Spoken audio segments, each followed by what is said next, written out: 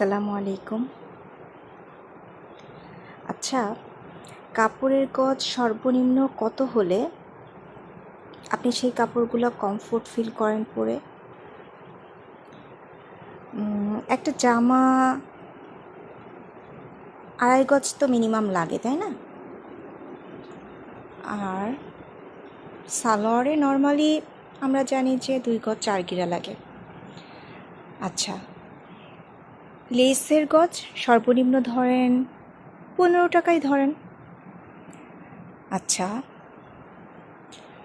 আপনার বাসায় পরা ড্রেসগুলোকে লক করা হয় বা লকের ঝামেলাটা কেউ করে? এখন কথা হচ্ছে সর্বনিম্ন একটা জামা, পায়জামা এবং ওড়না তৈরি করতে যদি আপনার সর্বনিম্ন 600 টাকাও খরচ পড়ে ধরা গেল, তাহলে সেটার ফিটিং করতে যদি কোনো কাছের দর্জি বা টেইলরের কাছে দেওয়া হয়, মহিলা দর্জি হলে তবুও কিন্তু 150 টাকা তো মিনিমাম লাগবে জামা আর পায়জামা।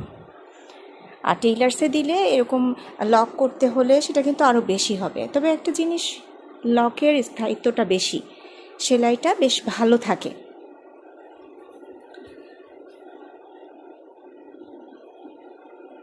তো তখন সর্বনিম্ন 600 আর 150 যোগ করেন, কত হলো? 750।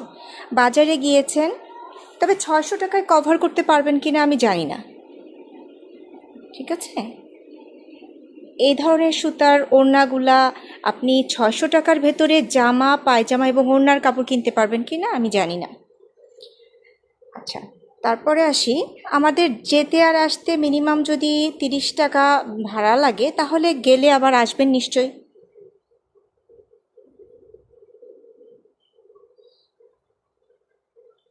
30 কত হলো? 60। তাহলে 600-র সাথে 150 যোগ করেন আর 60। আর যাদের বাসা থেকে বাজার আরেকটু দূরে, তাদের তো আরেকটু বেশিই লাগবে।